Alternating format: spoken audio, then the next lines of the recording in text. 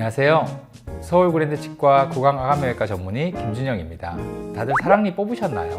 사랑니 막상 뽑으려고 하니까 고민이 많으시죠? 대학병원 예약을 하려고 하면 예약이 많이 밀려 있기도 하고, 그렇다고 동네 치과에서 뽑으려고 하니까 막상 불안하기도 하고, 그래서 이런 부분들 때문에 고민이 많으시는 분들이 좀 있으신 것 같아요.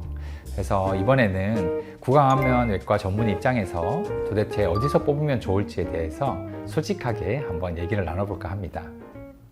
많은 분들이 궁금해 하시는 것들이 있는 것 같아요. 사랑니 뽑을 때 구강암면외과가 아니라 큰 대학병원이 아니라 동네 치과에서 뽑으면 안 되나요? 라고 이제 많이들 물어보시는데요. 제가 네 라고 얘기하면 좀 난처할 것 같은데요. 사실은 맞습니다. 동네 치과에서 발치를 하셔도 돼요. 하지만 생각해야 될 건 아주 난이도가 일반적인 난이도라든지 쉬운 난이도는 동네 치과 선생님들도 아주 잘 발치를 하실 수 있으세요.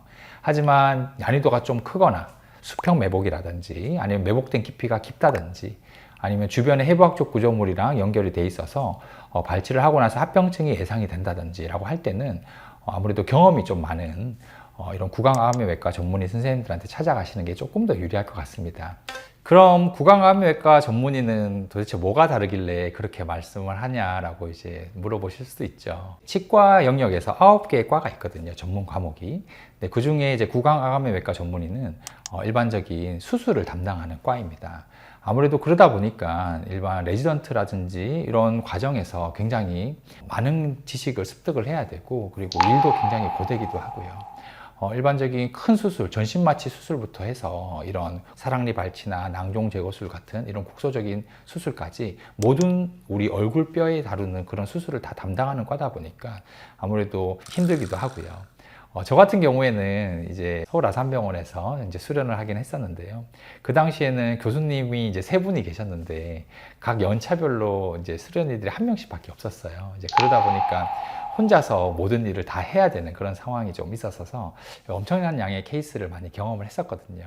당연히 저 이외에도 다른 병원에서 구강암면외과 전문의를 수련하셨던 선생님들이라면 여러 가지 다양한 그런 수술 케이스를 많이 경험해 보셨을 거예요.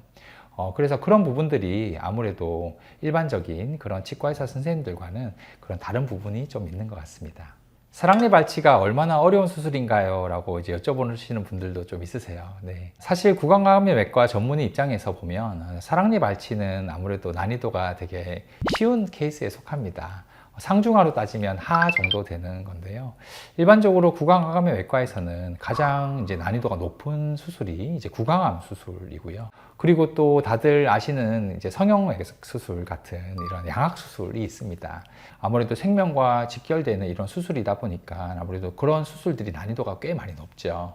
하지만 사랑니 발치를 결코 가볍게 봐서는 안 됩니다. 왜냐하면 사랑니 발치를 할 때 생길 수 있는 그런 변수들 때문인데요. 그런 변수들을 최대한 줄이기 위해서 보통 사랑니 발치를 하러 가면 3D CT도 찍고 엑스레이도 찍고 여러 가지 검사도 많이 하게 됐죠. 얼마나 그 사랑니가 주변에 있는 해부학적 구조물과 어떻게 연결되어 있는지 알고 실제로 시행하는 것과 모르고 시행하는 것에는 정말 하늘과 땅 차이가 있거든요. 사실 저 같은 경우에도 실제로 사랑니 발치를 하다가 출혈이 갑자기 많이 생겼던 경우들도 있어요. 일반적으로 사랑니 발치가 뼈 치조골 안에 숨어 있다 보니까 치조골에서 이제 출혈이 나기도 하고 그러는데, 특이하게 볼 쪽에서 혈관이 굉장히 많이 발달하신 분이라서 볼 쪽에 혈관이 터져서 결국 출혈이 많이 났던 환자분이 있습니다. 보통 그런 출혈이 생겼을 때는 우리가 연조직의 주변에 있는 혈관을 찾아가지고 실제로 녹는 실로 이제 꼬매야 되거든요. 그래서 그런 부분들, 변수라든지 이런 부분들이 많이 생길 수 있는 부분이 사랑니 발치이기 때문에 이런 전문 장비들이 좀 갖춰져 있고 다양한 케이스를 경험해 보신 이런 선생님들한테 찾아가서 수술을 하시는 것이 조금 더 유리할 것 같습니다. 그럼 어떤 경우에 구강암면외과를 정말 찾아가야 되는지 궁금해 하시는 분들이 있을 거예요. 제가 생각을 해보면 이런 사랑니가 주변 해부학적 구조물, 아래 사랑니는 하치조 신경이라는 이런 해부학적 구조물과 연관이 많이 돼 있을 수 있고요. 위턱에 있는 사랑니 같은 경우에는 상악동 이라는 해부학적 구조물과 많이 연관되어 있을 수 있습니다. 이런 해부학적 구조물과 너무 깊이 연관되어 있어서 주변의 해부학적 구조물을 손상을 줄 수 있다든지 이럴 때는 아무래도 구강암면외과 전문의에게 꼭 찾아가시는 것이 좀 더 좋을 것 같고요. 그리고 뭐 당연히 다른 치과에서 발치를 하다가 좀 실패했을 경우라든지, 그리고 여러 가지 사랑니 주변으로 물혹이 형성돼 있다든지 이럴 때는 아무래도 구강암외과 전문의에게 찾아가시는 것이 조금 더 유리할 것 같습니다. 아무래도 그런 부분의 케이스도 많이 경험을 해보시고 그런 전문적인 장비도 확실히 있으시니까요. 예를 들어서 만약에 출혈이 생긴다면 이런 전기소작기라는 봅이라는 그런 기구들이 있어요. 그런 기구를 가지고 전기소작을 통해서 지혈도 할 수 있고, 그리고 서지셀이라는 정말 좋은 지혈제들도 있거든요. 하지만 이런 장비라든지 이런 재료가 없다면 이런 출혈에 적극적인 대처가 잘 되진 않겠죠. 그래서 이런 응급 장비들이 갖춰져 있는지, 그리고 실제로 이런 다양한 케이스들을 다뤄본 경험이 있는지가 환자 입장에서는 중요한 기준이 될 것 같습니다. 실제로 이런 일이 있었습니다. 필리핀에서 3시간 동안 현지 치과에서 사랑니 발치를 하려고 사투를 벌이시다가 결국에는 뽑지 못하시고 뿌리를 남겨두신 채로 저한테 연락을 주셔서 오셔서 발치한 그런 케이스들이 좀 있어요.